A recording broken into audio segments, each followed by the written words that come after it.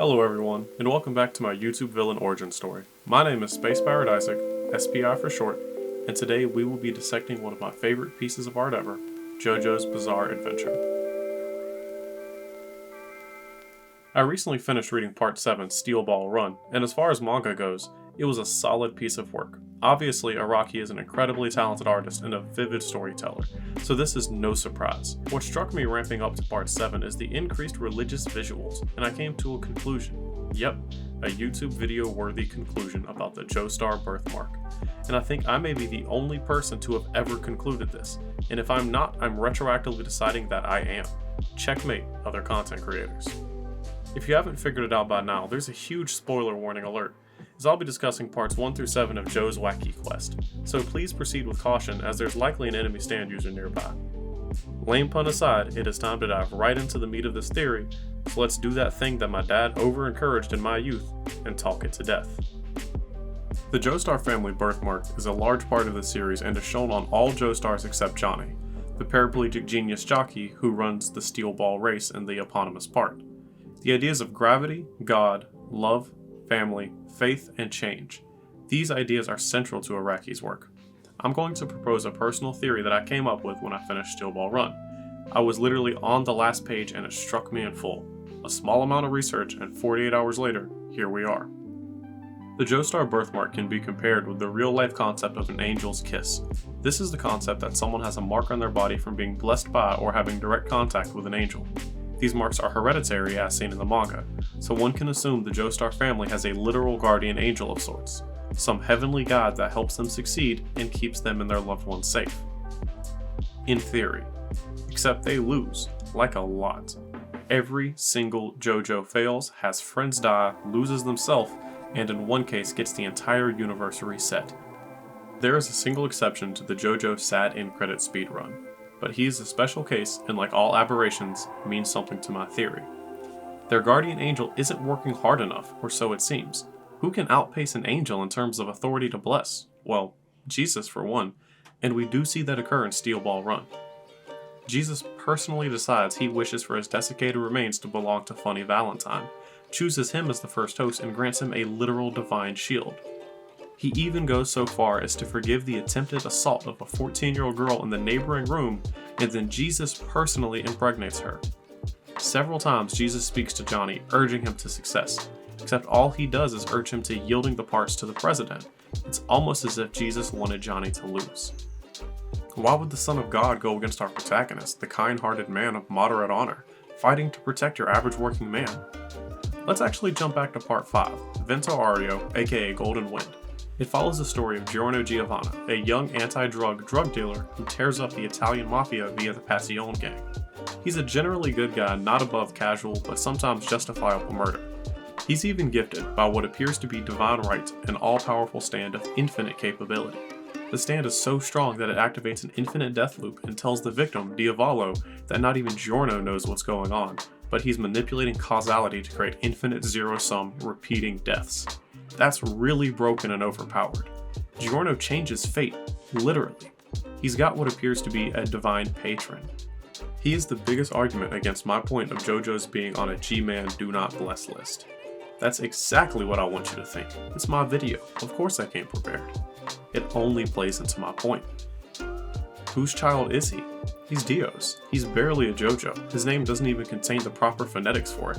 Not a single Joe. He's Geo. He's the direct child of the #1 professional Joestar hater, Dio Brando. The blessing that JoJo haters receive is given to Giorno. Odd, right? So who does God, and by extension Jesus, have heavenly beef with? Off the top of my head, I've only got one solid, biblically accurate answer. Lucifer, an ex-angel famous for wanting to circumvent predestination and be his own decider. Also, I realized the angel's kiss the JoJo's all share is in the shape of a star. What's a proper traditional name for the himbo fallen angel himself? Lucifer Morningstar. Did you hear me say star? Morningstar? Joestar? This is all coming together. The JoJo's are all Luciferian idealists. Not that that's a bad thing, and I'm not going to bash anyone's respective faith in this video. I'm merely talking about the ideals of the faith and how they apply to this particular piece of work. Luciferians reject determined fate and instead have concluded that the individual determines their own individual purpose. That's what Lucifer was cast out of heaven for, and if the most favored angel can't do it, what makes a ragtag group of occasionally Japanese beefcakes think that they can? Let's do this case by case, in a generally sequential order. Part 1. Phantom Blood. We've got a Fist of the North Star inspired hero versus the obviously douchey dog murderer Dio. Not so hard to determine who's the bad guy, right? And what does Divine Providence do? Powers up Dio into a vampire, lets him kill Jonathan's father, burn down his family estate, and ends with JoJo sacrificing himself to save the world from Dio. Except by divine intervention and retcon, that doesn't happen. Dio gets stronger from stealing Jonathan's body, finds a rare magic-granting artifact, develops an all-powerful stand, and falls in love with an underage priest. Dio is being rewarded for antagonizing the objective good guy. The only thing they all share is a birthmark. Not even sins, just a purplish star. Lucifer's star. In Part 2, otherwise known as Battle Tendency, we see the resurrection of a 4-stack of ancient Aztec gem bros. They are immediately reduced to a 3-stack, but an unbeatable 3 is no less intimidating. What do these 3 all-powerful, now free demigods decide to do? Well, obtain more power, which is a logical motive. How they have to go about this? It coincides with killing JoJo's best friend and taking JoJo's hand. His incredibly thinly veiled homoerotic girl boss bestie is pancaked in the 11th episode of Part 2. JoJo himself is also implanted with 3 essentially magical wedding rings that will kill him unless he kills the corresponding mini-boss from the Big 3. He succeeds, not until after an airplane and a volcano allow him to launch King Harpy into space, but he does succeed. You think that he would get to rest after winning, but not really. God hates him. That moves us to Part 3, Stardust Crusaders, which serves as a light narrative shift from punching things with your human hands and moves us to the JoJoest of JoJo's, the man who uses a loincloth-clad ghost of himself to punch stuff for him. It's an exciting part full of fun little plot holes and forgotten one-shot abilities. Oh, and the bisexual vampire from Part 1 is back as if God himself allowed him a second chance to hate on JoJo some more. The part ends generally positively for our schoolboy built like a linebacker, but he does lose several good friends and the best dog ever. It's what happens because of this part that highlights how much the universe works against the JoJo's. Parts 4 and 5 are each unique and will be discussed after Part 6, Stone Ocean, because 6 is a direct continuity of 3. Jotaro's daughter is falsely imprisoned in a prison being secretly operated by the former ex of Dio himself. The ex ends up reviving Dio, with human sacrifice, a bone, a green baby, more stand sacrifices, more stand fusings, a small big bang, a gravity hole, and then a reset of the multiverse. He does all of this in an attempt to erase our specific JoJo's from the timeline. Parts 4 and 5 are both oddities, Part 5 having already been discussed, that's Vento Ario, and Part 4 being a wackadoodle slice of life. It's called Diamond is Unbreakable, and it's not a bad part, it just doesn't necessarily connect to the central plot. It is not, however, free of a godly curse, as several serial killers take root in an otherwise quiet town, all aligning in direct opposition of Josuke, Duane Gang's JoJo. The main antagonist, Kira, which is the Japanese take on the English word killer, has a power that explodes whatever he touches. He ultimately levels up and can alter fate to his liking, only beat after our champions of Lucifer change fate enough times and literally send him to the Shadow Realm. Finally, my most recently read and so far second favorite part, Steel Ball Run. It takes place in a universe different than the mainline timeline after the reset of Part 6, and is a vague retelling of Phantom Blood, with a much more complex coming-of-age story than the other parts possess. The general gist is there's a horse race orchestrated by a man too rich to hire a barber, Stephen Steele, and the ridiculously named president, not as funny as you'd expect, Funny Valentine. In this 1800s extravaganza, the participants of this spectacular race are unknowingly racing towards collecting parts of the undecaying body of a saint specifically shown to be Jesus of Nazareth.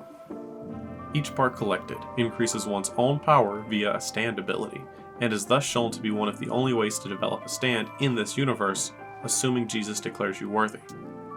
It appears that Jesus declares Gyro and Johnny worthy as each absorb a part of him, a hand and an eye, and become stand users.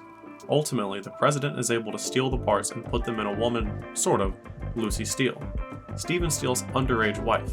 The corpse declares him its owner and grants him an all-powerful barrier, which doesn't nullify damage but literally gives it to strangers and random people all over the globe. Just not Unfunny Valentine. That seems like a really not Jesus thing to do. Such drastic measures would only be taken against an agent of chaos. Luciferian representation. A lot of people have come to the conclusion that Jesus is the first JoJo, and therefore he's the cause of the birthmark. That's wrong, and not possible for several reasons. First reason is that I disagree and I'm right. The second reason is Jesus is 1900 years old. He migrated to the Americas and dies with the native population, presumably in the western deserts where the devil's palm that's connected to his corpse is located. If Jesus was the ancestor of a European, it wouldn't be one family in that time frame, it would be dozens of families with how long ago he was last in Europe. There would simply be more Joestars. As if anyone is a descendant of Jesus, it's Sandman, the native character who outpaces horses on foot. He lives near the Devil's Palm Formation, which is the roving burial site of the late Savior, and has had contact with it since he does possess a stand. Either way, it is not a European, and is likely no one.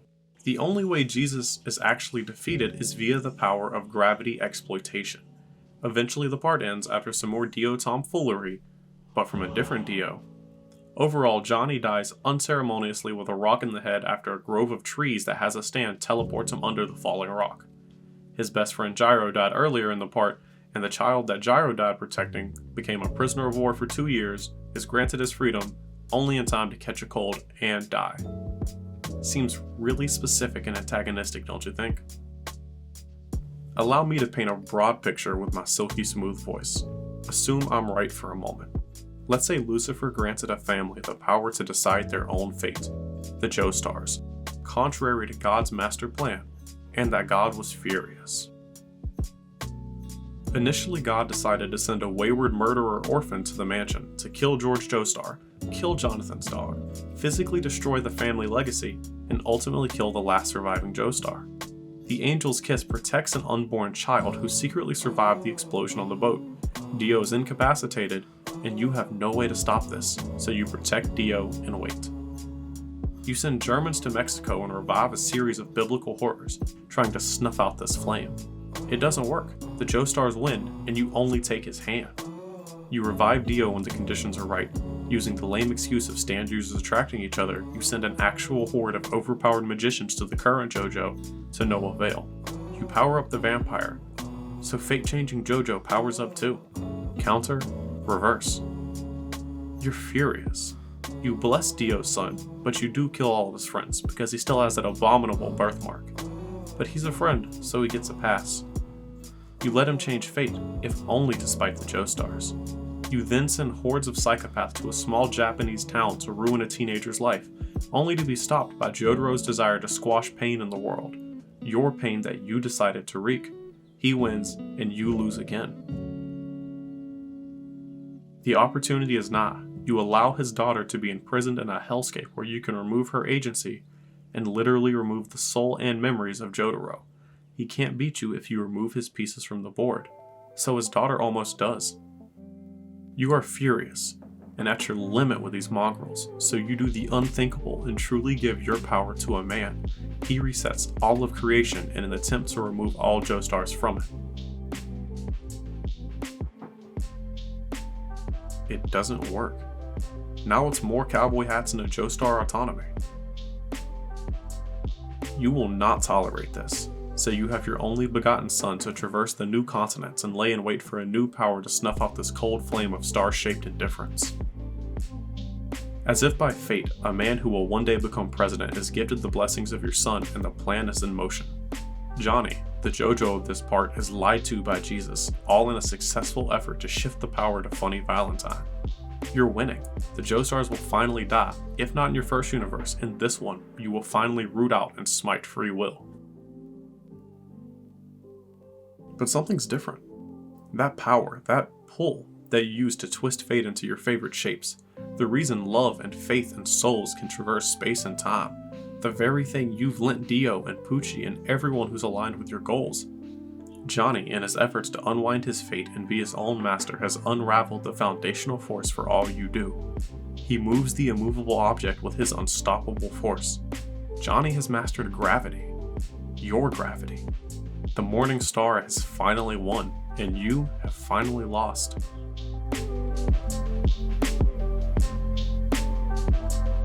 And that's all I have for my case on why God hates the JoJo's. Tell me what you think below, leave a like, subscribe, suggest new content, send me hate mail, I don't care, anything. It's all found below. Until next time. Lastly and specifically, I would like to thank Riot Games Music and all of the wonderful creators that are making free-to-use music for people to use in their videos. Everything about them just screams that they care about the people who use their products. And I am deeply grateful and very appreciative of the fact that they went out of their way to produce music for people like me to use in our content for free, as long as we don't do anything excessive. And I think that is just wonderful. I'm going to link below the Sessions Vi that I use, the Creator Save Collection. You can search it up on YouTube, click the link in the description either way, and it's going to be some really great content. They have another one out right now, and go to their website in their description for more information on how to properly use it and how to properly source it.